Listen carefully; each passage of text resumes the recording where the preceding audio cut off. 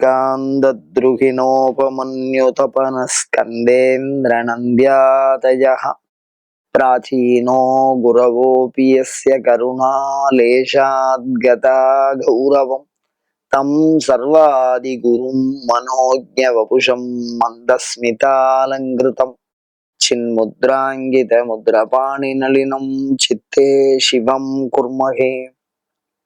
नमः सदसे नमः सदसस्पतये नमः सखीनां पुरोखानां चक्षुषे நமோ திவே நம பிருத்திவே நம. சங்கரா தொலைக்காட்சி நேயர்களுக்கு நமஸ்காரம். லலிதா சகஸ்ரநாமம் சிந்தித்துக் கொண்டிருக்கிறோம். 991வது நாமாவளி ஷடத்வாதீத ரூபிணி. அபியாசாதிஷயஜ்ஞாதா ஷடத்வாதீத ரூபிணி. ஷட்டுன்னா ஆறுன்னர், அத்வான வழியினர், அதீதம் அப்படின்னா தாண்டின அப்படின்னா, ரூபிணி அப்படின்னா வடிவத்தை கொண்டவள். அதாவது சாஸ்திரங்கள் வெவ்வேறு விதமா இதுக்கு பொருள் சொல்லியிருக்கு. இந்த அத்வாங்கிறது வர்ணாத்வா, பதாத்வா, மந்திராத்வா, புவனாத்வா, தத்வாத்வா, கலாத்வா அப்படின்லாம் நிறைய விளக்கம்லாம் அதுல கொடுத்துருக்கா. என்றாலும் அதெல்லாம் தீட்சா விஷயமானது.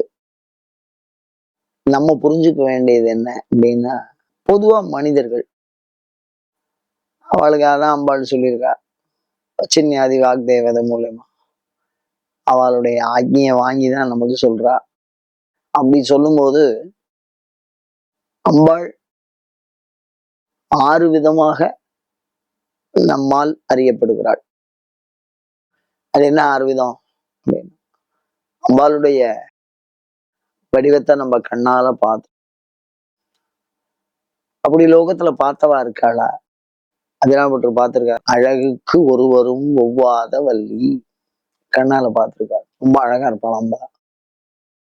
அதுக்கப்புறம் மெய் அம்பாளை யாராவது தொட்டு பார்த்திருக்கோமா? அவளுடைய திருவடியை தொட்டு பார்த்திருக்கோமா?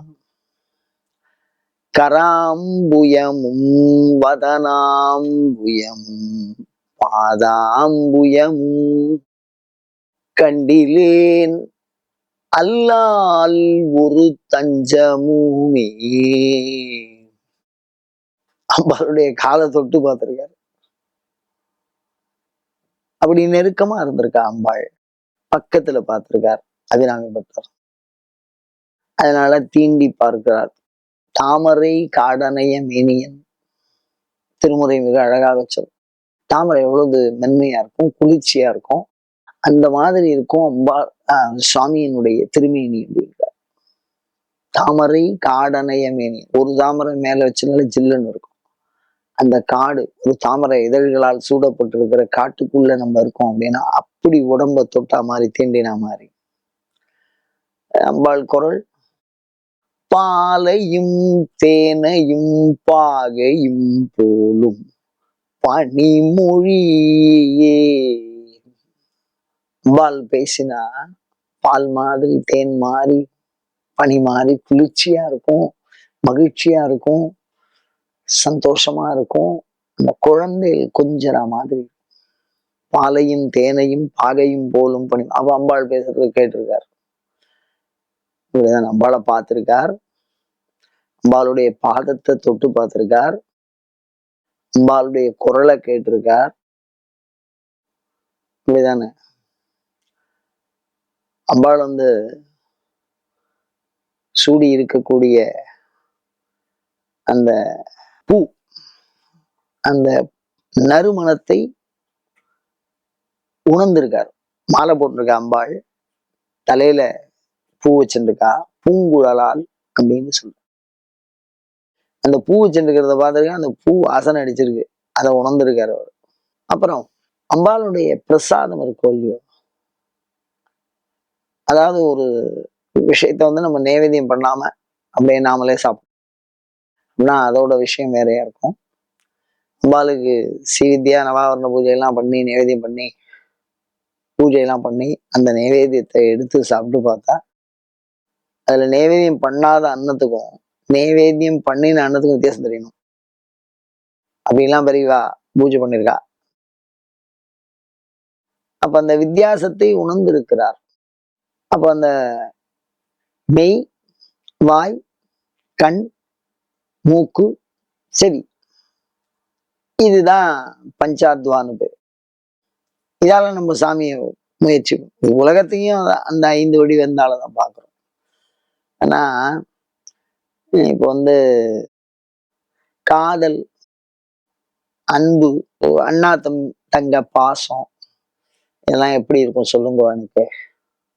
எனக்கு ஒரு உதாரணம் சொல்லுங்க அப்படின்னு சொல்ல முடியுமா? அது ஒரு விதமான உணர்வு, மனது.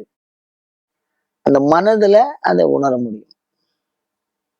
வெளியில உள்ளவாளுக்கு அது தெரியாது. காதலாகி கசிந்து கண்ணீர் மல்கிம்பர். இந்த சிவபெருமானை இப்படி பார்க்கிறாரு, அப்படியே தாரதாரையா கண்ணுல தண்ணி வரும்.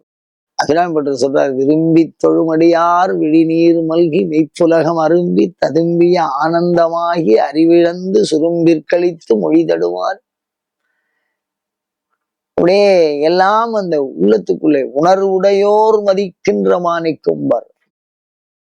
அந்த அம்பாள் முன்னாடி போய் அபிராமி முன்னாடி நிக்கிறோம் அப்படின்னா நம்ம பிரச்சனைகள்லாம் முடிய போறது, எல்லாம் இந்த அம்பாள் பார்வையினால நமக்கு நடக்க போறது அப்படின்னு நினைத்து நிற்கிற பொழுது அது உள்ளத்து உணர்வு.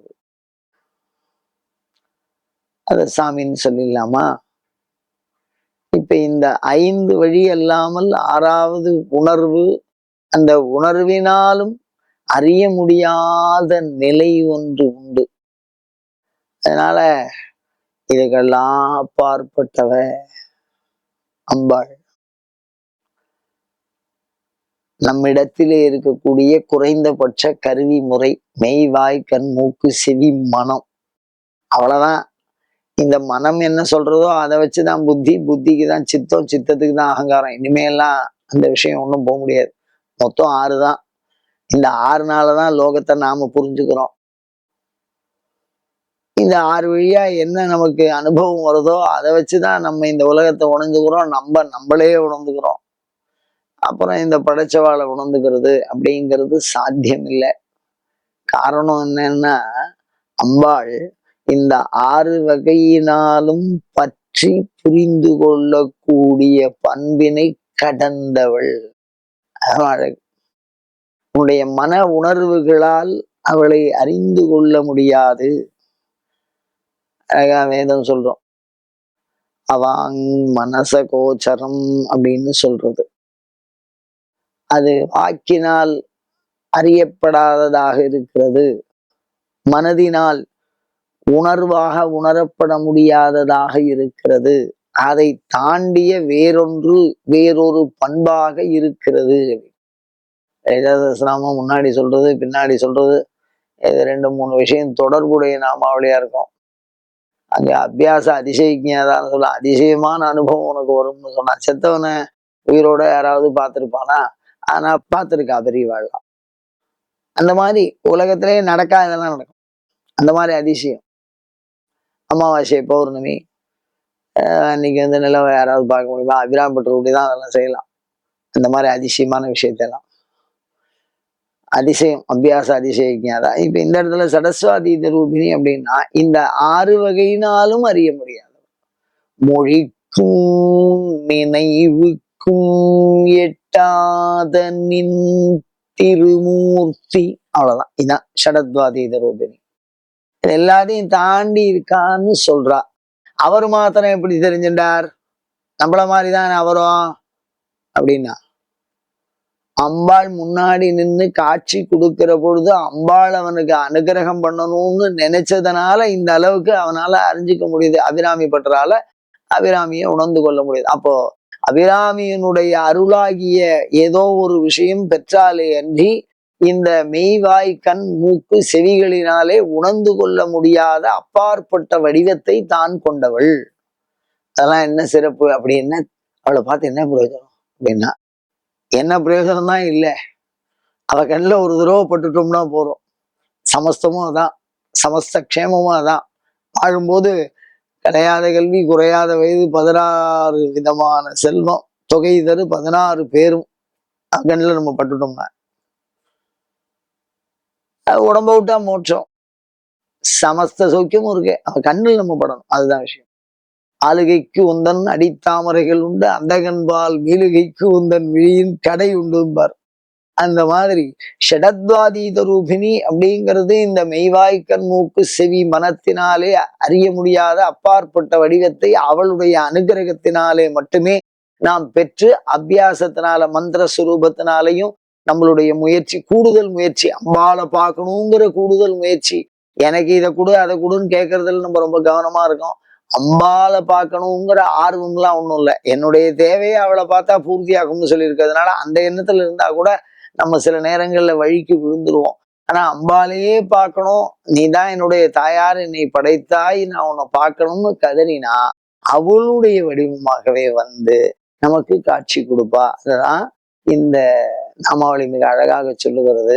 இப்ப நான் என்ன செய்யணுங்கிறேன், 991வது நாமாவளி ஷடத்வாதீத ரூபின்னு சொல்லிட்டே இருந்தா என்ன பலன் அப்படின்னா, தாய் மாதிரி வருவா, அம்மா மாதிரி வருவா, நம்மளை பெத்த தாய் மாதிரியே வருவா. தேவ ரகசியம் அது. இந்த ஷடத்வாதீத ரூபிணி அவ காலில் விழுந்து பிடிக்கணும், ஏதாவது எனக்கு பிச்சை போடணும். அது மாதிரி அது ஒரு அனுபவம். அதை போய் நாம போய் பிரமாதமா வியாக்கியானம்லாம் பண்ண முடியாது. அப்படிப்பட்ட அந்த அன்போடு உங்கள் தாயை அழைத்து வணங்குவது போல் உமையம்மை பிரார்த்தித்து வணங்கினால் கண்டிப்பாக தாயாக வருவாள், நம் தாய் போல் அருள்வாள். அதை செய்ய முயல்வோம். அயம் தர்மஹா உத்தரோத்தர அபிவிருத்தி ரஸ்து.